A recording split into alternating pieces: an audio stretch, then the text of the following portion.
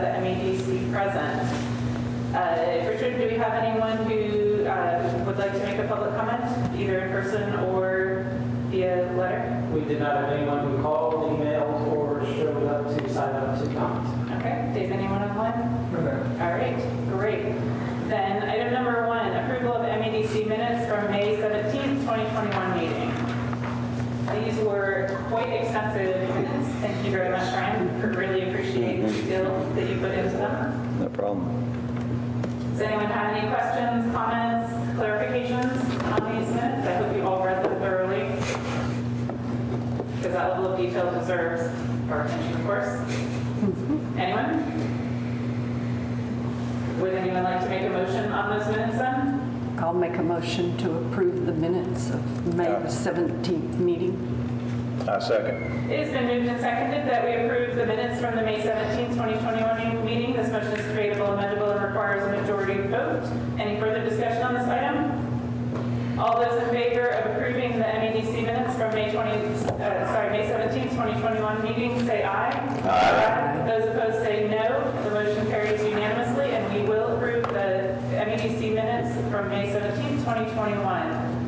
Now, usually at this point in the agenda, we would speak on the financial reports. That item did not get a number, so we will not vote on it, but with your permission, we will take a little pause here and discuss the financial report anyway. Is everyone okay with that item? Or that adjustment to our schedule? That's Okay. fine. Carol? The balances are through May the 31st. Our interest rate on the investments at Tex Pool is still at 0.01%. Sales tax transfer of $69,895.77 was received and transferred on June the 11th. So of course that will show up on the next term report. The sixth payment to MISD was made on June the 1st of $63,052.03, and that's the loan from general That we made to the general to fund. the MISD. On the next page, the only thing I had was the payment to Gundy Corporation was for the downtown design and streetscape improvements plan for the $13,000. The rest of those were normal expenditures for the month.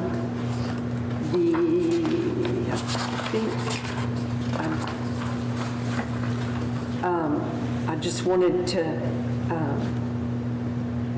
Richard, I noticed that the sales tax was a lot lower than in May. Is that because it's a quarterly? It's not a quarterly payment? Yes, ma'am. You're talking about the higher month where it was almost twice as much back in May. That was a quarterly payment month. Just to give a little more detail, there are businesses that pay monthly and some businesses that pay quarterly.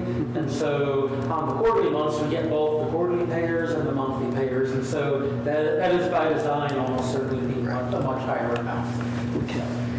So I looked back to June payment of 2020, which is, I believe, $54,903.99. So what we received this year, same time as a 27% increase.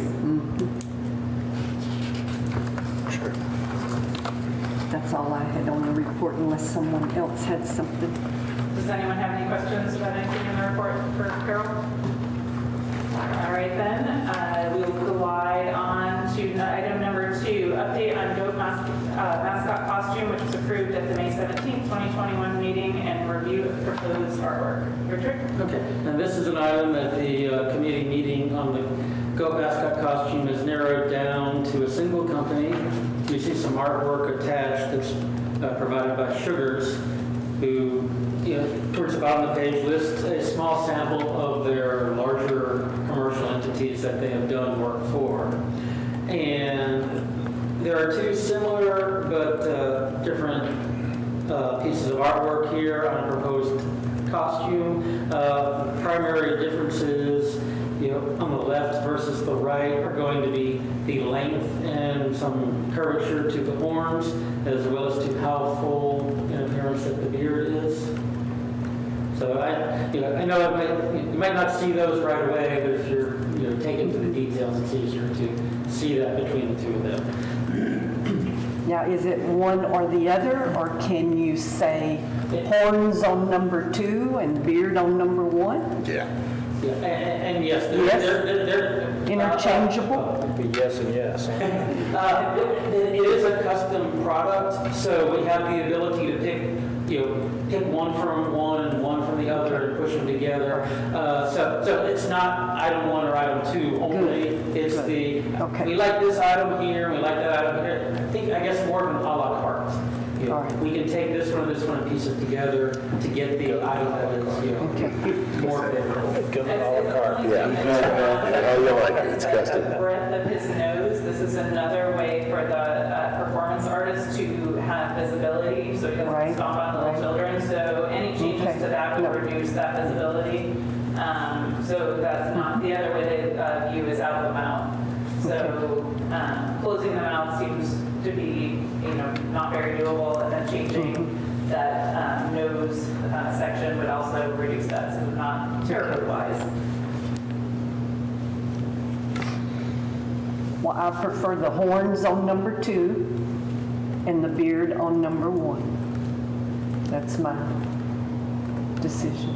I think the number 2 horns do seem like they're more what we have in the goat statue. Yeah. Yes. Yeah, yeah.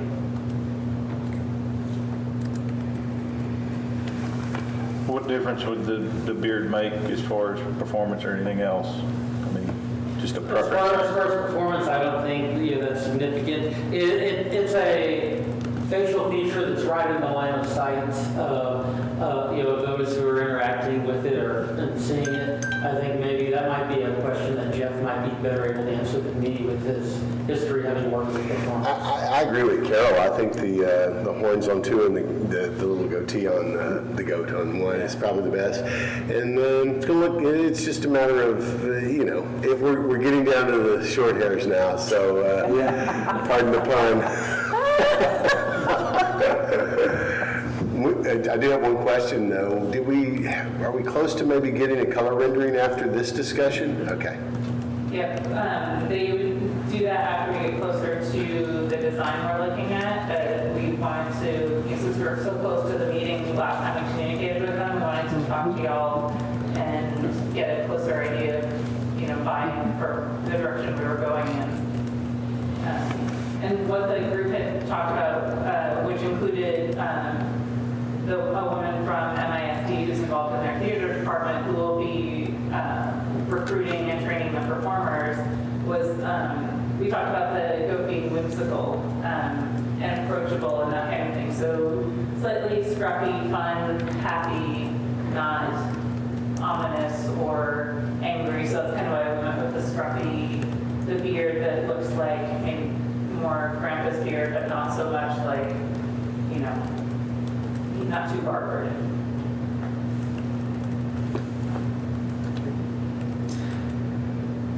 And I mentioned, working with MISD, that is something that we've cleared through the superintendent. So we're working with them in a fully open environment, so that just in case anyone were to ask the questions, something completely voluntary on their end. But I definitely want to mention that we have the cooperation of MISD on this, and really appreciate that they have someone who has talent and experience with such costuming, and we have been willing to allow them to work with the city to help push out, the identity here, and help us in developing, a specific identity, to this character, and as the board president was saying, their characteristics and their nature and how they will perform, so that it can be as uniform as possible. Okay. I don't know that this item, or does anyone have any questions or future thoughts on this? And while it wasn't an action item, it was a good way for the community to get input and then get back to the drawing board. Great. Okay. Well, then, with your permission, we'll slide on again to item number 3.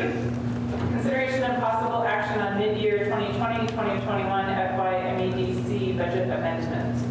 Okay, attached is a proposed amendment for the current fiscal year and a descriptive narrative of proposed changes. In the sheet showing the accounts, it shows the original adopted budget for this fiscal year in the leftmost column, the amended budget in the center column, which includes changes that have been made by the MEDC Board of Directors to date, all of those brought forward.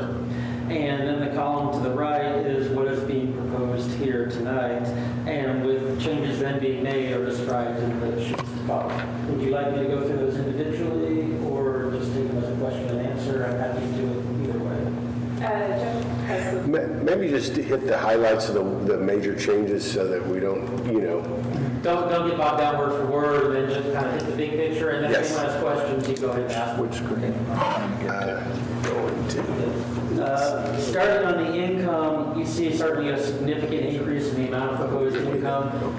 That is almost entirely due to, one, the MEDC Board of Directors took a very conservative approach to projecting income, because we were working on this here in August, early stages of the pandemic. Really didn't have a good handle on what that would do to the local economy. Did not want to find ourselves in the position of planning a lot of income and projecting that spend and find out we didn't have that income coming in. That was one reason why some elements were approved as the year went on, because it was always known that that income came in. It could be authorized later. We didn't want to be in a position of planning to spend money we didn't have. And what very fortunately for the city happened was we actually increased income as people were staying home and working remotely. They were home in Montgomery 24 hours a day, not 10, 12 hours a day. And the only time they may have gotten out may have been to go get lunch or spend something at one of the local businesses. So, it's really very interesting to me how this has happened. I'm sure we have to see the final action of that, as how that will continue to play out.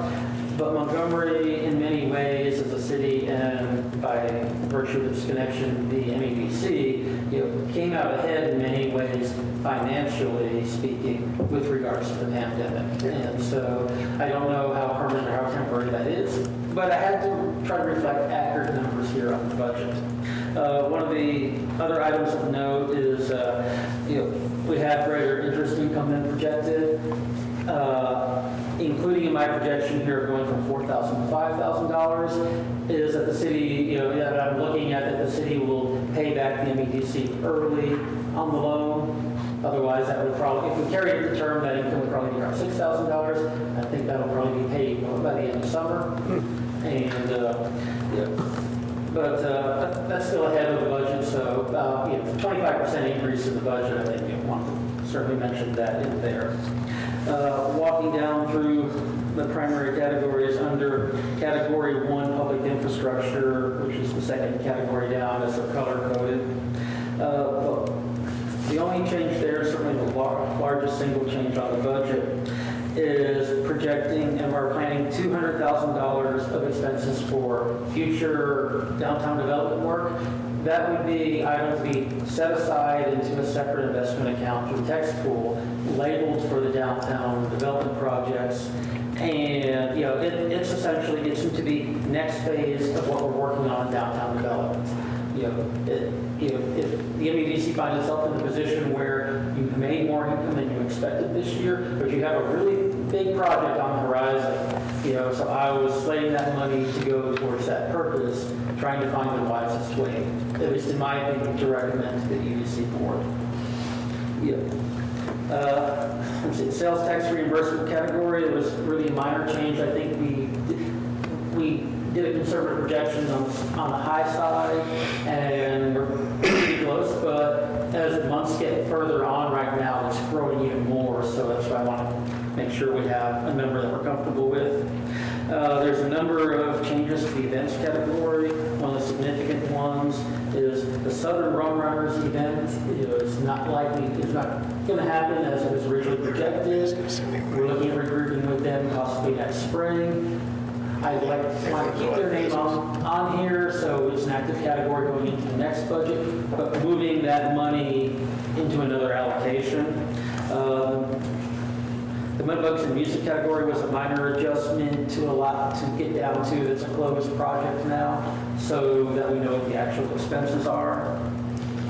There's an item for equipment acquisition. That's equipment that would be used with events, but it's either capital type equipment or smaller type equipment. In this particular case, looking at partnering a partial purchase with the city where we share the expense on signboards that would help provide direction to traffic during festivals and events. We have borrowed those at times in the past from other entities. We have an opportunity to, coming up to purchase those, and then we would have them at our need, not be subject to, well, they may be available from this other city or this other government. And the city would be able to also use them for other uses when they're not being used for festivals, that the city would give them to the EDC when they are being used for festivals.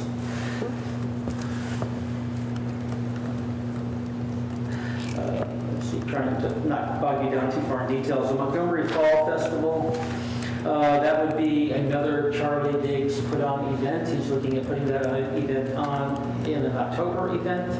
And so we're tentatively looking to budget $9,500. Some of that money comes from what we've, from the increased revenue. Some of it comes from taking from money we allocated back into the budget. But he hasn't asked for that yet. We've had some basic discussion. There has not been a formal request. We're anticipating a formal request coming in probably the next month. And so it would be spent out of this budget. It would be spent out of this year's budget because the money, most, if not all the money, would be spent in preparation leading up to the event. What you're getting at, and you're completely right, is the event is in the next fiscal year. But Right. because it would be early in the fiscal year, it has a lot of expenditure preceding that. And that always makes October items tricky to work with. And that's why the Southern Railroad was an October event, and it had a big lead up, which is why the money also was in this fiscal year. The Snow and Historic Montgomery would be a new event. It would be a Christmas time event the same day that we have the Christmas parade, and would provide a play location for children of various ages, almost all ages of children, except I guess if they're my age of children. But to play in a snow environment and to provide that winter type environment. We'll be looking for a corporate sponsor to help defray that cost, but I need to put the full cost in the budget until we have the sponsorship of that. So we would hope to defray that. While that's in December, again, a fair bit of that cost will need to be spent ahead of time. Do we have a date? It's the second Saturday in September. Okay. I mean, December, sorry. The second Saturday in December. Yeah. So the first Saturday is Light Up the Park, the second Saturday is Christmas in Montgomery. Love it. Okay, so this the Parade, cookie walk, all that Exactly. stuff. Yeah. So that would be the 11th.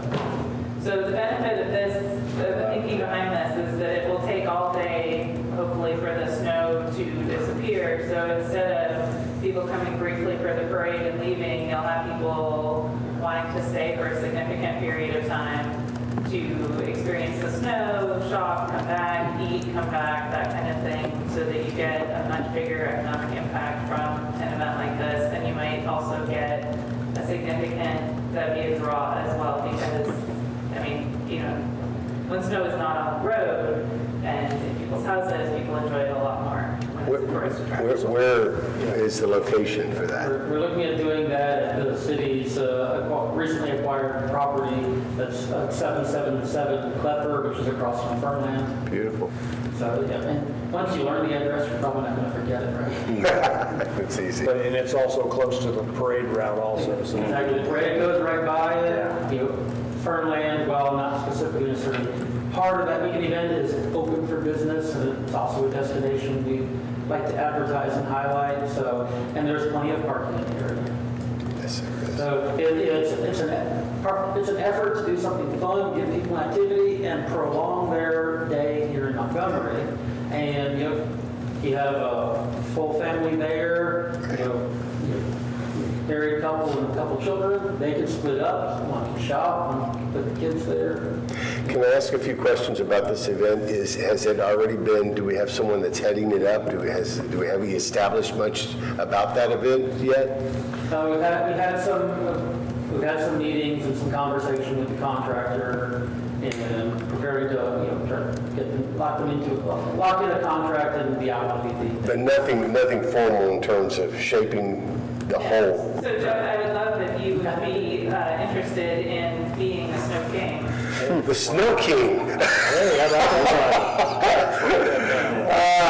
like the name, no.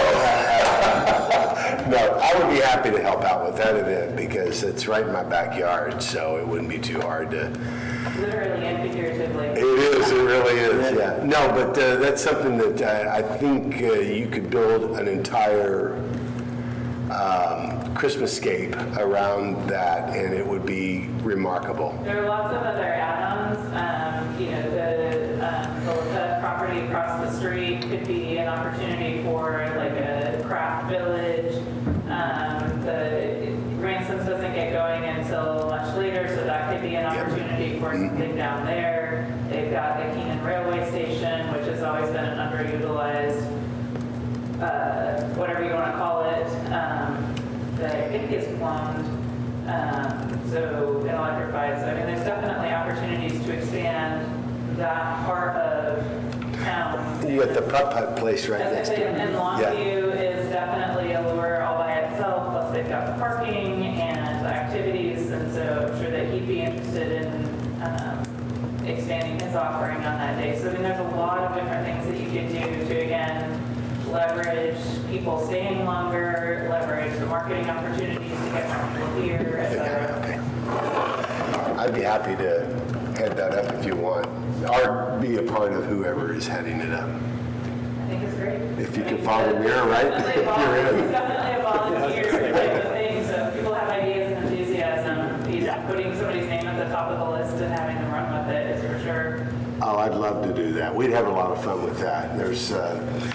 Plus there's already, have you chosen your snow company yet? Or are you just kind of getting started with that? Ice Express is the one we've spoken to. They've got, a lot of experience and they do Good. a lot of big events. Yeah, they're good. So when we bring in 40,000 pounds of ice, it kind of needs to be a big experience. We've had some experience with it with the church already too, so we kind of know what works, what doesn't. Arnett been a part of that a little bit, so maybe Arnett, we might be able to collaborate a little bit. Absolutely. Have some fun with this. The other thing I was thinking, and we were always looking for a place where we could host a Santa event, and that might be the perfect opportunity and the perfect day and the perfect place to do something like that because you've got the parking facility. The Cedar Break Park is okay, but there's no parking to speak of, whereas this would have a little bit more, The parking's a little iffy because you can't really park inside of the facility, but you get people walking to there, and especially if the weather's great, you've got the school's like baseball field thing. Right. Plus you've got, Feds are usually really generous about letting people park in their fields. Will they allow us to park in that administration parking lot? Yes. School administration. They're exceptionally good at working with all. Oh, yeah, that would be more than enough. Well, and if the event's right after the parade, people are parked already. Yeah, that's Yeah, it's just coming over. Are you going to try to do the flyover? I know the weather didn't work with us last time. With the helicopters? Yeah. Was that a surprise? No, it wasn't even a surprise to the chief, but it was not a surprise. Okay. We'll talk more offline once we have a chance to develop the details a But little. it sounds like you think that this could be a good addition to. Yes, absolutely. But corporate sponsorships would be nice because I think it is such a gigantic thing. It would be nice if it had. Well, we've got a lot of new corporations coming into town too. There's a lot of building going on, and hopefully they're on the corporate level, they want to participate. If one company does want to do it, maybe their competitor does, right? Right. Any thoughts about tying in a charitable, I don't know how the city works with cause type events. Is that something that might be considered to tie in a charitable component to this in some way? Or are we just looking to get paid back? How would you? I don't know. I've never worked with the city on an event like that. So the EDC is a nonprofit, so we can do whatever is technically legal within the state for the most part. Okay, So that helps. yeah, Yeah, so we could presumably work with like the Marine Corps for Toys for Tots. Right. We could work with other charities if people wanted to do food donations and work with the food bank. there's a few that I have in mind, that, especially when it comes to orphan and foster care, and they have very good volunteer bases that might be able to help offset some of the labor costs. So maybe this, again, will come back to the MEDC with a little bit broader plan after we have a chance to discuss it. But I was just wondering, because I didn't know if that's something that we have. Yeah, my personal preference would be, I know we're getting way off track on this, but my personal preference would be that it be free for all children to enter. Gotcha. Especially if the EDC is fronting a big chunk of change. You know, it's a gift to children. I suppose, you know, we could have like an adult belly flop area that we charge or something like that. Actually, that would be fun. I have like a dunking tank, but it's like an ice dunking tank. For fundraising. You want to join me? If we meet Richard and Sarah, I'm pretty sure we could raise some serious funds. All people I've told them, oh, don't hold it, right? Exactly. We'll talk more about it then. I love the idea. I just was curious. I'd seen that on. Husbands and wives. And if we go that route, we do that way, I'm happy to then run any of those items by the city attorney to make sure we stay on the right side of the law. Since we haven't done it before, you know, as the board president said, it's something that we may be able to do and can pursue. Yeah. I'll run it by the city attorney just to make sure we stay in the right lane there. Yeah, it's a good time to put the full framework together, and then we'll start from there and at least get the boulders out of the way, and we can work on the little details And later. just as a memory tickler, if you recall, Amy, when she was doing the foot walk presentation, had said that the foot walk would be doing a raffle, which is technically legal as long as the EDC is the raffling organization, not the city, because of the, you know, cities are not allowed to do raffles, nonprofits are. But the funds from that would go to sponsor this as well. So Okay, good. Probably not as good as a big corporate sponsorship, but Yeah. We'll get one. Okay. The last three items, website category is asking to pull some funds back from that for other use. The reason for that is to be the next item. You know, the city for this fiscal year contracted with a consultant to do social media work. And one of the items that she's been doing has been expanding the website presence. You know, I've not been asked by the consultant, you know, for additional revenue, but because additional work has been done, I feel that it's appropriate to put that money where the intended purpose was. I agree. And then the last item there is under, as we have a lot of events coming back, and circle back to pre-pandemic, there was a specific city position that was funded by the EDC to do a lot of activities.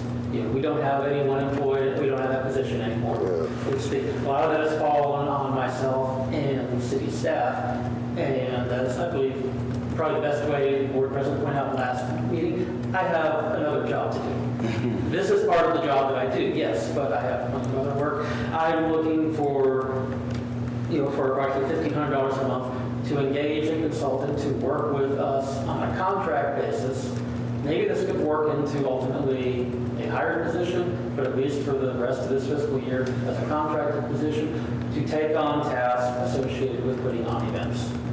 I think, and like I said, $1,500 a month for the rest of the fiscal year, funding that for someone who can do that work. A lot of that work is, whether it's falling on myself, other staff, the board president, some of the board members, it's either being done by staff that's putting some things off, or by one of y'all on a volunteer basis. Right. And this way, we can have someone who is hired to get that stuff done. Totally agree. I haven't yet specifically spoken to anyone about that. I want to make sure I have it funded before I sit there and talk to someone, but I do have some ideas on that. And I love it. It is a lot of work to do all of this and to stay on top of all the details. Sure. It's daily, They do a every good day. job. And, I've sort of been surprised at how many items there have become that are still internal. And it's not, like Charlie Diggs does a great job and brings a lot of people here, but they're very specific, bigger events. And, one of the dirty secrets are that you only make money with alcohol. So like if you want a pet parade or, if you want to have the small time thing, it's not going to make money. And that's just the way it is. So if you don't make money, then people either have to volunteer, at which there's definitely a volunteer fatigue problem, or you need to pay them, so that's their job that they won't do and compensate them for it. so let me specifically, we went through, had some discussion. Are there any other questions about anything here? So the line item that was consulting and being the 49,000 was for a full-time person that we've tried 2 or 3 times to get? Is that No. correct? No, ma'am. No. If you're looking on the sheet here, I if you am. go a couple lines up, there's a line called admin transfers to general fund. Yes? That is the line where that was previously funded. Now, the money for a staff person was not included in this fiscal year because the person was not working, past last late March, early April. Right. And so we continued to go on as we were operating through this fiscal year, so the money was not put there for. We went into contracting social media. We were handling some of this through staff. It's just that as we continued now, there's a lot more economic activity. One of the things that we thought wasn't happening in the city when staff was picking it up, was there would be slowdowns in construction and commercial activity. As we'll get to in my development report later, we are seeing a high level of growth in residential growth, commercial growth out there. There are a lot of things that are pulling at the city right now, but they're almost all pulling in a positive direction. So that money is transferred from MEDC to the general fund for who? Nobody? For me. Oh, For Okay. general administrative work, things like the paper, the share of the computer time, the network, Okay. the work the city secretary does, some of the work Right. the assistant city administrator Okay. does, and, it just doesn't all go, there isn't a single person that funds their full salary. Right. That part was taken out. Okay. But it does a lot of different Okay. people who are involved. so then the consulting professional services is completely different from the person, from this money that's going to general fund to pay for everybody else. Right. This is for a person that we had 2 or 3 times before. No? No, that came out of the admin transfers to general fund because they were paid, the MEDC transferred that money, the MEDC paid it to the city paid it to the person. Because Okay. we're city employees, the MEDC can't have full-time employees because we Okay. don't have an HR department, we don't have a manager. You can't offer the same benefits package Right. and all of that. Right.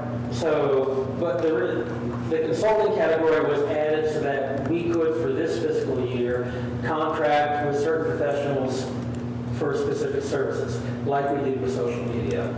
And that's why I'm asking for, we had intended to use that wider than we actually did for social media and make, we tapped some of that money for Reflected Life Media at a recent meeting because we did not contract someone to make various videos like we had thought we would at the beginning of the fiscal year. This has been one of those challenging years where a lot of things just didn't quite turn out the way we expected when we were planning it back last October or September with the budget. So we still need those 2 large items. So The admin transfers- 47,000. So admin transfers won't change at all. That's That's Richard. That's set. And those guys. That's basically I saying mean, it can stay the same. It's paying what it needs to pay, Right. the Yes. 47,000. The 56004.6 is still social media, and it will also include events. Yeah, and that's largely using money that was, for the most part, previously budgeted and not used. Because it was supposed to be social media / videos, but the / videos hiring never happened. Or, Because that category was originally budgeted at 49,000. We lowered it to 32.5 when we took 9,500 out for reflective light media. And now I'm asking to bring it up to 34,000. Now, in reality, that $1,500 difference is funded by the $1,500 for the social media. So it's really a reallocation of funds that were allocated and not utilized for the contract versus for events. so the $34,000 will just be social media and events consulting. Which is, I believe, full keeping with the type of professional services, that are fitting for a category with that description. So because we're calling it a consultant and professional services, we can hire somebody for MEDC. Yes. Yes? Because it's on a contract Right. basis. While completely different in the nature of the work, it'd be like, we contracted with the engineers, the Goodby Corporation for design, because you hired someone with a certain set of skills to do, certain tasks. But they're not a full-time employee of MEDC or the city. Correct. Right. That would not be an employee of either. So they don't have any benefits, they don't have anything. No, ma'am. And if they go off the reservation, you can just pretend you never knew them. Richard, can I ask you a question? Who's vetting these people, our potential candidates? Is it just you guys, or maybe Rebecca? For the MEDC? So that falls on my shoulders. Okay.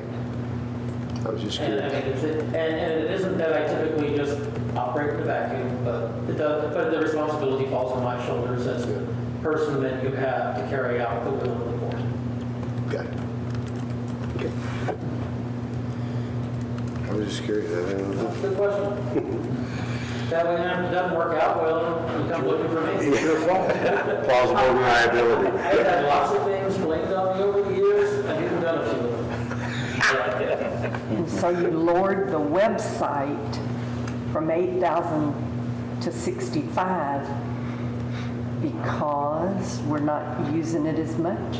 It's What is it? because part of that money was supposed to expand website options, and largely we would have paid a contractor for that. Okay. The person, the social media consultant has actually done a lot of that work, and so I'm asking to move the money in, that 1,500 is where it comes down out of the website, but it goes up in the professional services consulting, and that's to increase.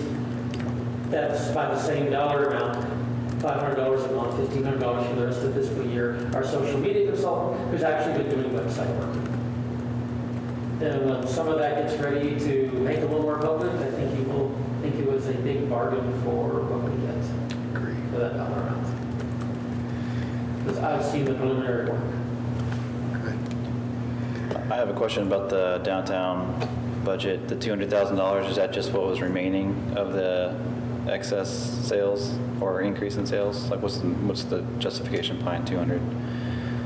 Why 200,000 and not another figure? Yeah, why not 250 or whatever? Is that just what we had in excess? It largely comes down to, as we're working the amounts out, it was pretty much the amount in excess. Because I imagine that project's going to be, it is going to be significantly more than that, so.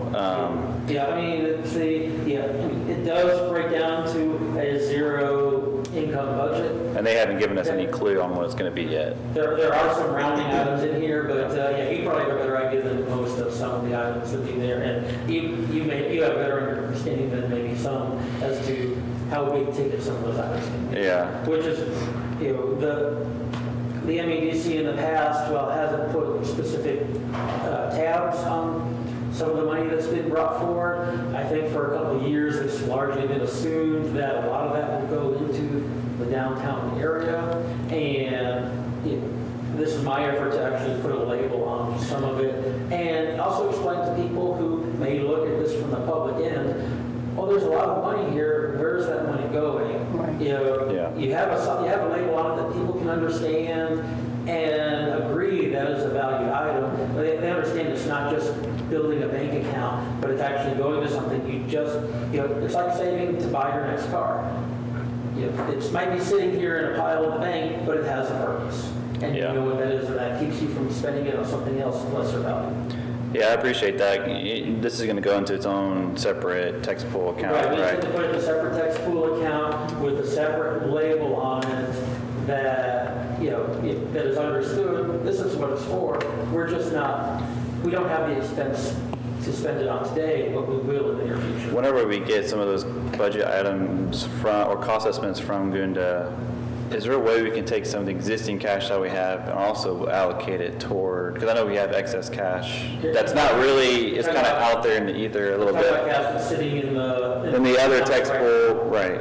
And going to your point, to know, so the public knows that we have this money set aside for this particular, expense, it'd be nice to kind of move some of that money over there. So it's not like we're just holding on to it and, counting our coins like Scrooge or whatever. So Yes. we have a purpose and intent for this extra cash. That is an action we could take in the future. Yeah, I think that would be helpful for not only me to kind of keep track of where the money's going, but also for the public just to see that we really are serious about this downtown improvement project, for one, and two, that we're saving for it. So. And I think when dealing with public money, having good labels on the money is Yeah. a very important detail. I agree. Because you set this budget at the beginning of the fiscal year, things are going to change and they're not going to go exactly to plan, but you don't know how they're going to be differently.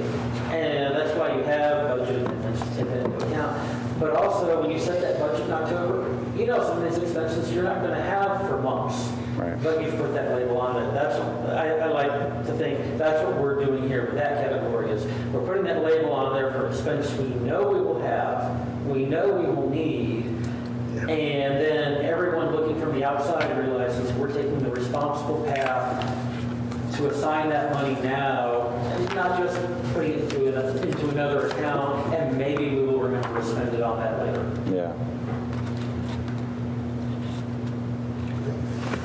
What's the old joke, how do you eat an elephant? And the answer is one bite at a time. Some of these projects might seem like they're outside of our ability to pay for, but if you start with something that is approachable, pretty soon, those dollars add up into something that's a sidewalk, that's a giant project. These dollars add up very quickly. So if we're responsible and really put that money aside and label it as such, becomes a very serious amount of cash fairly easily. Yeah, very quickly. And I would just like to know, what money do we have? Because it looks like we only have $200,000 set aside for this project, but in reality, you probably have a little bit more. Probably not, not enough to really make a huge dent in And it. that's But $200,000 from this fiscal year. Yes, there is money in the fund balance from prior fiscal years. Right, that's what I'm kinda getting at. And just as a matter of philosophy, I think something like that is a good way to go in future years as well, is if you know you have something coming up, put that label on it, assign it, so it doesn't look like you're just gathering money that you're going to do something with one day. There is a purpose here. Show that to people overtly. that's what I'm getting And at. for the general fund, I've been calling it a wedge in the budget. So it's not so much as well the money that you save year in and year out, it's a place in your budget that becomes your debt service number. So Richard, how much borrowing does $200,000 of debt service cover? I haven't recalculated that recently, but it goes a long way in a 2% interest environment. So, all of a sudden, now you've got a down payment of $200,000 or $400,000, or, you look at our bank balance of $1.4 million, and so that's our down payment, and if we can borrow $15 million on $200,000-ish, did you drop your pen because that number's so big? So is 2% down payment typical? Is that what you're saying? 2%? Right now, when the city recently That's nice. did a bond, the city did a recent bond refunding, and we closed at a little over $1 million. I wouldn't be surprised. I think we might be just as sticker shocked whenever we see the cost to do the whole downtown improvement project. So I'm saying, you know. But I'm just saying but if we can do that, and we know we can afford $200,000 of interest payments, because we already put that in our budget this year, we don't have to cut out anything next year, because we've already got that wedge in our budget of $200,000 this year. You're saying we're pre-allocating future interest payments or payments on that? Yeah. So it's painless, because we've already done it. Yeah, and as you set aside, you continue to set aside money in future years to it. And to begin with, this isn't a bank that's drawing interest admittedly low, but also as Montgomery's economy grows and the MEDC brings in additional revenue above this year's levels, you can start to section money off that you plan to go into that same money, that fund, and it continues to be fairly painless. Well, because you started to seed money to pay the interest, and then you're adding to it off of economic growth. You know, you've created a way where you can fund your payment over perhaps the whole history in the future of that bond payment over 20 years. You know, by having a good starting point. Gotcha.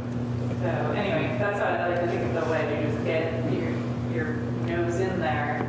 Makes sense. You've got your space in your budget, and then it's painless because you're either saving it or you're spending it on interest. But either way, it didn't hurt you at all because you did it by saving when you had growth because you didn't need that money. Yeah. So you had spent it in your operations. Makes sense. I mean, that's personal finance 101. You know, that's how you save money with your 401ks. You allocate that with your raises, or I mean, it works for municipal finance as well.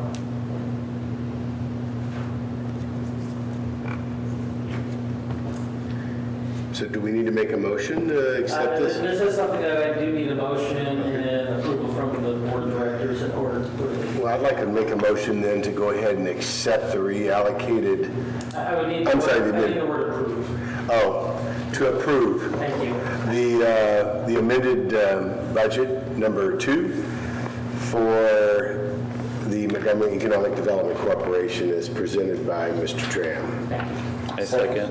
No. It has been moved and seconded that we approve the mid-year 2020-2021 FY MEDC budget amendment as presented on this worksheet that was sent to us in our packets. This motion is debatable, amendable, and requires a majority vote. Any other discussion on this item? Actually, I have one quick question, Richard. Do we have to go to the city council for this? We don't have to go to city council for this. We will for items that are individually in excess of the $10,000.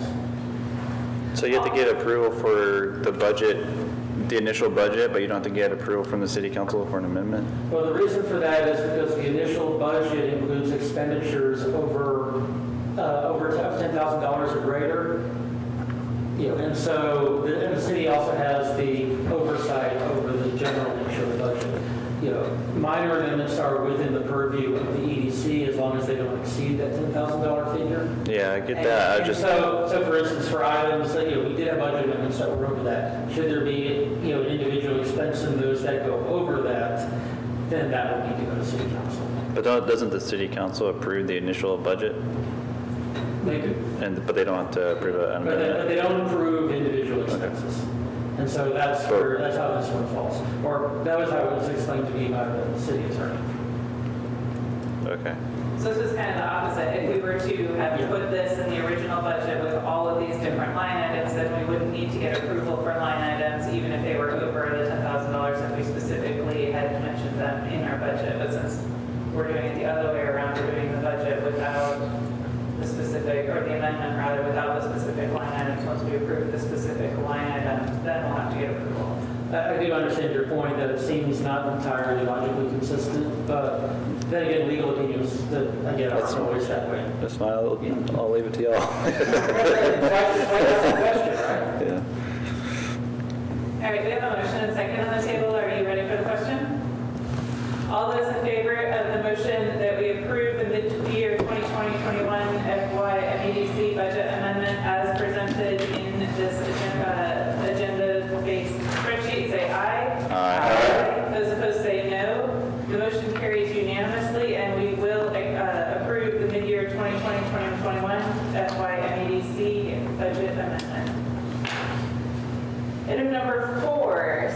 administrator's report. Okay,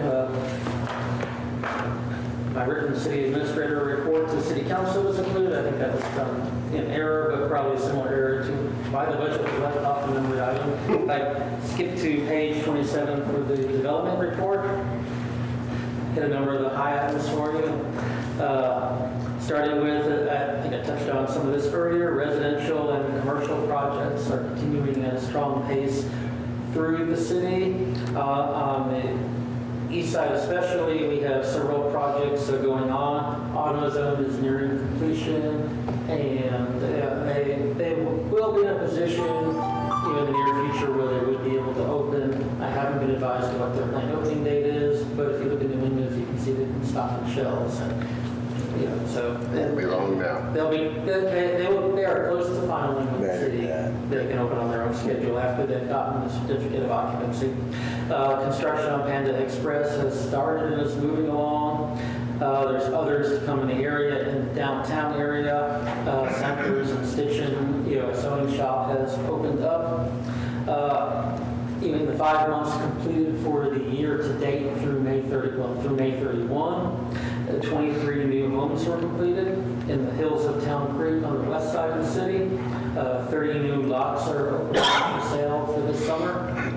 In the estates of Town Creek Crossing on the northeast end, there'll be 199 total lots with 8 commercial reserves on there that'll be opening up or be building starting this summer. On the GLO grant, we're waiting on approval, both of an extension of the project and approval of the first funds being expended on that project.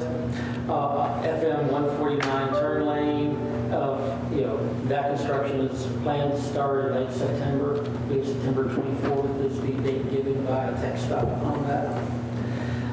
Also on transportation, the city has put an application on TxDOT's Transportation Alternatives Program. We have 2 sidewalk projects that were submitted for consideration on an 80-20 split for grant funds where the city would put in 20%.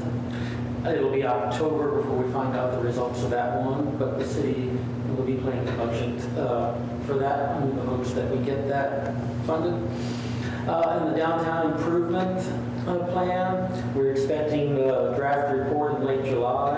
There are several concept drawings that are included in the written report. Gunda is working to complete phase 3, the draft design master plan.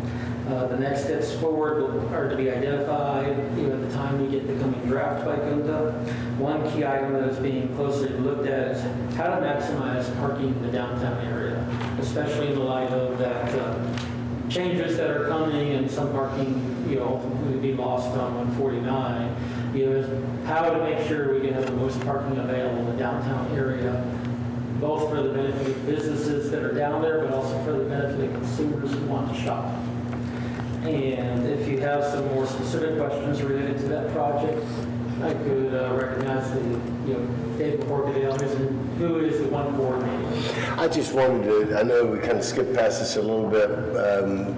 I noticed that that there was some exploration on a creation of a mud standard. Does that have something to do with creating a mud district in specific areas, or how? Explain that a bit. Well, the answer to the question part there is yes. To give you the general background, if I don't quite get your question, then come back to me, because a municipal utility district, or MUD, is a developer product or designed and put in place by a developer in a certain area, primarily from the developer's point of view as a reimbursement vehicle, so they can be refunded certain expenses that they spend up front in development.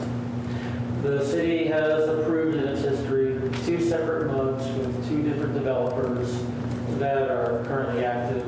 It's in here in the development plan that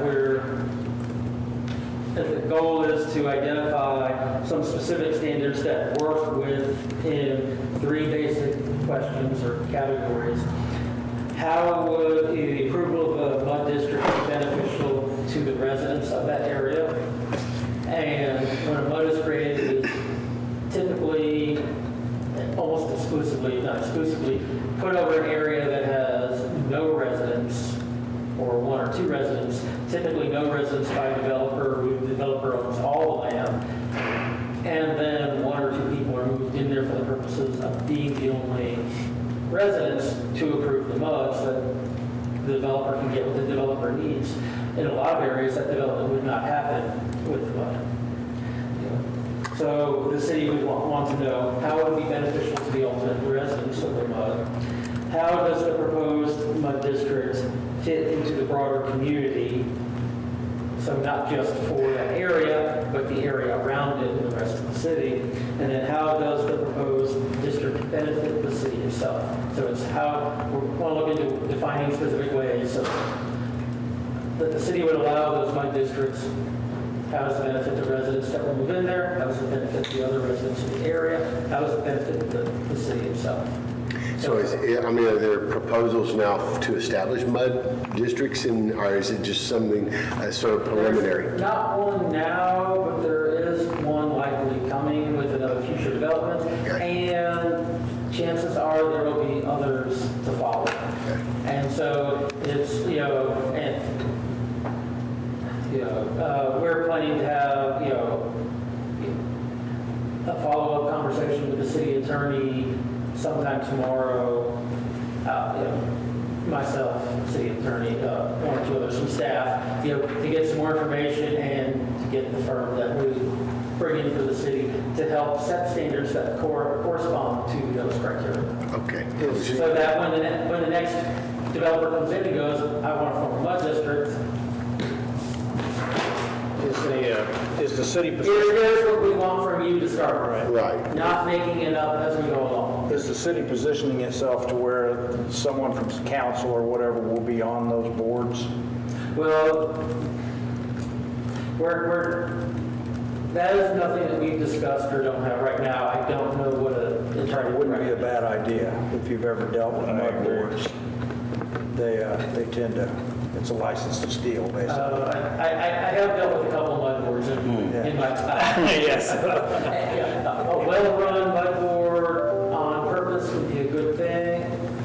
One out of control can be a disaster. I don't know if it's under the purview of MEDC, but just, MUD taxation and generalizations and just making it to where, like you said, you can kind of grab whatever you want. It can get a little dicey. I didn't want to skip over that. I wanted to make sure we understood it. What kind of taxes would be charged within that MUD? And that's not a tax that the city would collect, or see benefit of. It's a tax that MUD would charge on its residents in that area. Yeah. That is an item that, is of concern to the city, and I think would be high on what we would craft in working with developers. Gotcha. Is there a certain standard MUD district is built on as from a tax standpoint, the amount they can tax? Who determines that? There's a statutory maximum, but they can charge a smaller amount. Texas has very loose laws. And the start percent, what I forget is because I don't worry about the statutory maximum, laid on top of other taxes, it would be a pretty high rate. Next year. And, it's like, Gotcha. I think the city does have an interest in seeing that residents in the city, while they're also getting about in the city, I understand that. are treated fairly with Mitigate regards to their taxes. infrastructure. The expenses is what it boils And so down to. that's why that is of high concern. Good. I was just curious. I didn't know what our oversight was on with regard to that. From The the whole point is EDC, to start before we have MUDs and before. I think it's a great, form. no, I think it's a great idea to understand. Organize this Yeah. way and include these requirements so Yeah. that, I'm well known as having said that I think that MUDs are like Ponzi schemes. The only person that's happy is the person who gets out first, the developer. But anyway, Yeah. it's a very unpopular. It just seems to me like city council would really be, there's got to be some oversight, I would imagine, once this gets started, right? It depends on what we put in place, but otherwise, no. Okay. So the whole point, though, is to be able to say to your residents, when they say, well, what are we paying this tax for? Because we're paying you for water, we're paying you for police, Right. we're paying you for this and that, so what are we getting for your money? And you say, hey, you bought what you bought, I can't do anything for you. So the minimum bid standard is to at least provide people with a list of things that the MUD is required to provide them with. So just out of curiosity, once these rules and attorney, I guess template is put in place to better understand who and might be asking, will we get, I'm trying to say, will we know who's asking, what corporations, what developers are asking for these amenities, these MUD districts, or is that something that just goes to city council? That doesn't come to the EDC board. Okay. So, it falls a bit outside of I thought so. the MEDC's mission. It is done through publicly posted meetings, it becomes public information. It is something that the council acts on in a public fashion. So I just didn't. Well, it doesn't come through this board So why would we have it in our development report? because it's related to the development environment. Okay. So Okay. the big reason to have them is that allegedly developers feel that they can't develop in the city of Montgomery without a MUD because they need to have all of their development costs Reimbursement? reimbursed and Yeah. paid for in a financial vehicle, and they feel that the MUD is the only way to do it. Otherwise, you do it the way that Buffalo Springs was developed and some of the other ones, which is basically one street at a time.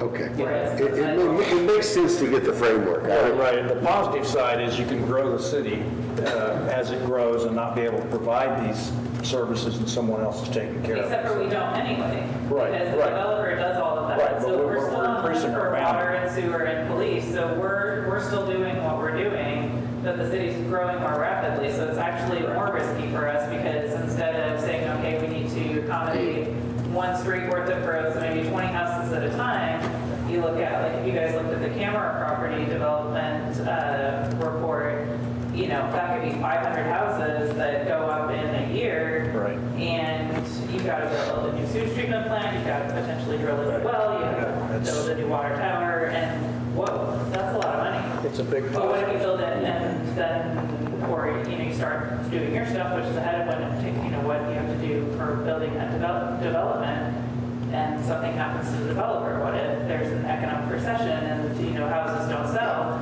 Then the city spends $20 million and doesn't have extra revenue. I understand. So, I mean, I was just curious. I didn't know. slow growth isn't the worst thing ever, right? Because at least it's predictable on the cost side. Okay. That's the only question I had. Yeah. Anyone else?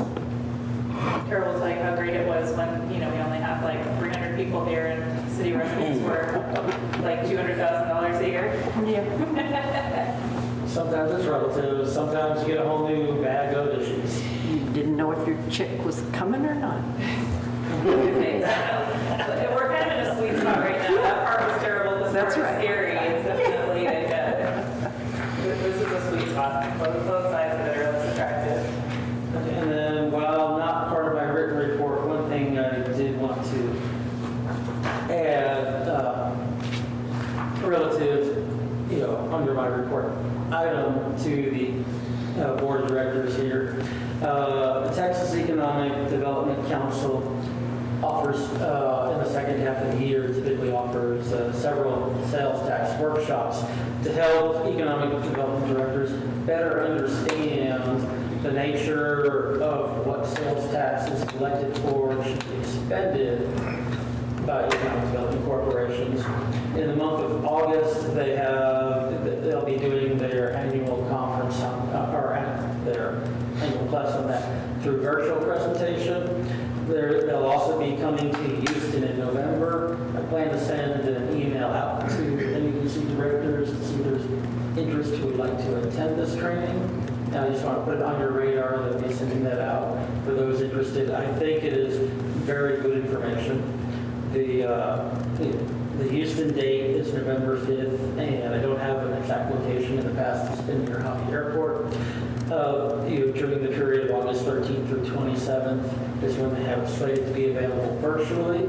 So obviously, in response to recent pandemic environment, that certainly makes it a much easier way to attend. Some people, don't pick up this information as well in a virtual environment. Maybe they're not rather attend, a live presentation. Either way, if it fits within your calendars, I do recommend considering attending that. And I'll be sending an email out on that, probably this week. Also mentioned that starting Thursday, I'm going to be on vacation from this Thursday through July 6th, so feel free to email me. We're leaving you alone. Yeah, well, it can wait.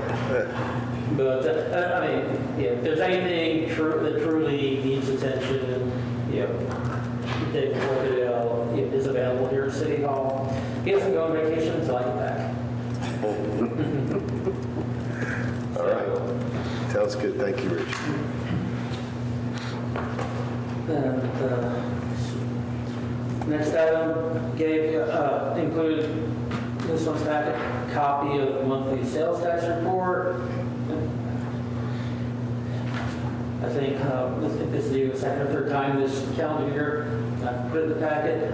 Want to help, especially since I was talking about the sales tax workshop, give you all a bit more idea of how and where some of the sales tax comes from.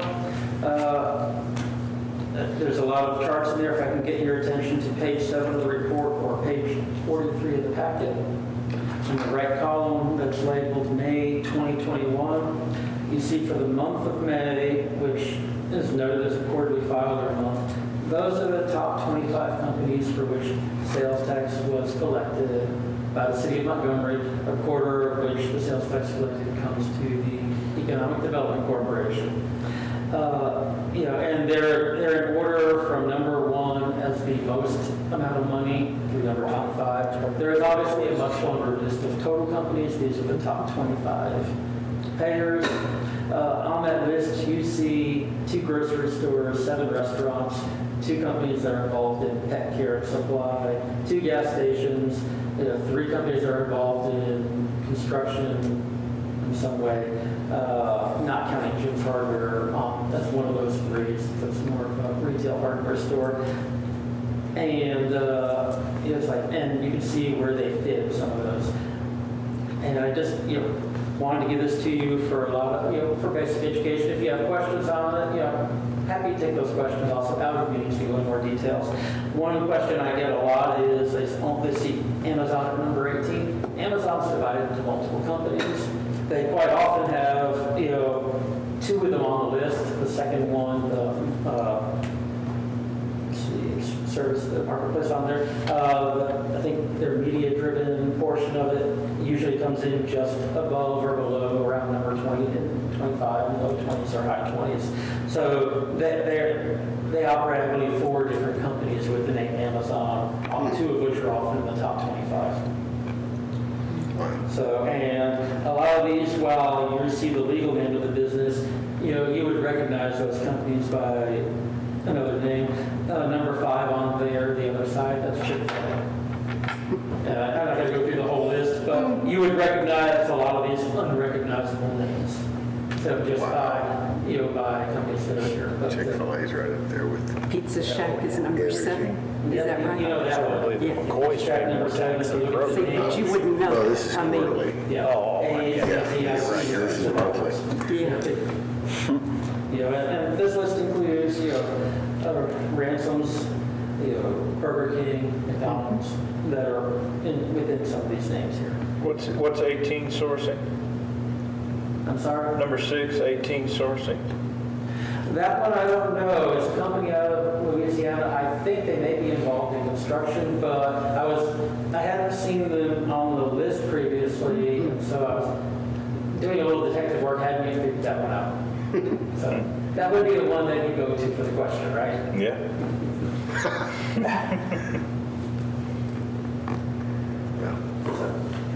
But, look over that when you have some time. If you have questions, I'm happy to, get with you on the phone or sit with you in the office and go through more detail. If you're really bored, I can show you I can go through some more detail with you on that. But I do go through those reports as part of my job as city administrator, and looking for wider ranges. One of the things I can say about sales tax in a general sense, but I believe it's been important to the city, one of the big changes we saw happen throughout the pandemic is people people ordering things to be delivered to their homes. If you go shopping into a shop, that shop is the point of sale location. If you live in Montgomery and you drive to Target at I-45 and 105, that's in the city of Conroe, you're spending money there. If you order it delivered to your house is the point of sale. If you order from Target.com and have it delivered, say, here at City Hall, the point of sale is in Montgomery, and Montgomery gets back the sales tax portion, which is reserved for the city. The number of people who are ordering things to be delivered, presented part of what brought in the extra revenue we discussed earlier, because people changed their shopping habits. They didn't just shop more local because they were here more time out of the day, which they did do. They shopped more locally through internet, telephone orders, and things being delivered here. It's a very strange sort of way that the city benefited financially from changed behavior. But I think it's an important one. It's certainly one those of you on the board of directors for the Economic Development Corporation should have some understanding of. Yeah, it's fantastic. Is the 27 vacant businesses a bit of a concern? There's a whole lot of places for lease. They've been for lease. I hadn't been here this long, but it's been a long time. Which page are you on? Sorry. Well, that pie chart, the 27 vacant businesses in 39. Okay. Shows up twice, 39 to 51. There's always some amount there. That's always been the largest one, and what I've been told by our tax advisors, is that's not a number that's that's significant. That's what I think 4% on this one. That's pretty normal, I think. Yeah, and there's always some amount of transition. Is what that comes down to. It's kind of like an unemployment percentage. There's always going to be a little bit of transition. I think that's a good way to refer to it. If you look through some of the shopping areas, whether it be shops in Montgomery, there's a building that is fairly new next to Hot Works and Chipotle, briefly race, but they haven't rented everything out yet. But then you look over by Berkshire Brothers, where you have the strip center portion around the side, you got some areas that have been vacant for a while. Right. If you're at 100%, you can't bring in new businesses because you don't have a place for them unless they build their own location. So I'm not saying it's ideal that you have vacant places, but I think you're always going to have some of them in transition. And I think we've had a lot of long-term vacancies, like the AT&T store, the 2 slots next to that have been vacant for a long time. The business park has not rolled out as quickly, I think, as they expected. That's been a long-term issue. Shannon Salisbury's spot has taken a long time. So, right there, that's probably close to 10 spots. Yeah. So It said that we were physically inspected in July 2020. Do they just pick a time to come? Or? They come out about once a year. Once a year. And it's actually getting on there. I spoke with the consultant that provides the sales tax Right. reports, I want to say about a week and a half ago, and they're preparing to come back through again in the next 2 weeks. Is there any type of hotel occupancy tax here, or is that listed elsewhere, or That's collected elsewhere. That's not a standard sales tax, and the city really does not have a significant collections under that. Yeah, At least certainly by comparison. And ideally, one day before too long, we have the room for hotels, so hopefully we can. Well, I just kind of envision this place. What we're trying to do is attract people, including tourism. So. yes, hotel motel tax allocation would change things quite a bit, because that can only be spent in limited ways, which would really, you're almost forced to spend it on marketing and advertising yourself. So it's like a bonanza for advertising.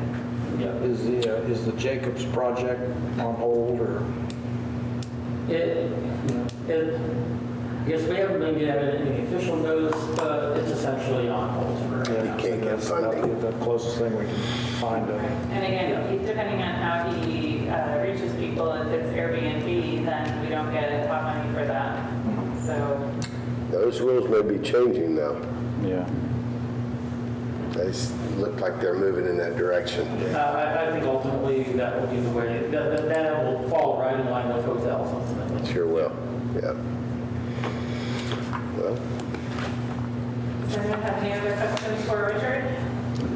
Then I think that covers items 4, 5, and 6. Going on to the next page, it doesn't look like we have anything. Board inquiry, are there any questions or issues that you'd like to raise for the next board meeting? All right, then I'll entertain a motion to adjourn.